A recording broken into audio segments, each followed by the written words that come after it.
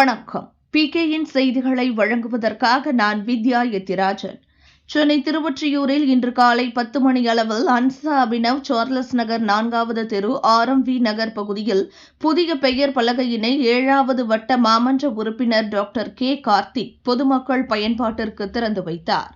சென்னை திருவொற்றியூரில் இன்று காலை 10 மணி அளவில் அன்சா அபினவ் சார்லஸ் நகர் 4வது தெரு RMV நகர் பகுதியில் புதிய பெயர் பலகையினை 7வது வட்ட மாமன்ற உறுப்பினர் டாக்டர் K. கார்த்திக் அவர்கள் பூஜை போட்டு பொதுமக்கள் பயன்பாட்டிற்கு திறந்து வைத்தார். மேலும் இந்நிகழ்ச்சியில் பொதுமக்களுக்கு இனிப்புகள் வழங்கினார். உடன் கழக நிர்வாகிகள், செயல் வீரர்கள், வீராங்கனைகள், பொதுமக்கள் பலர் கலந்து கொண்டனர்.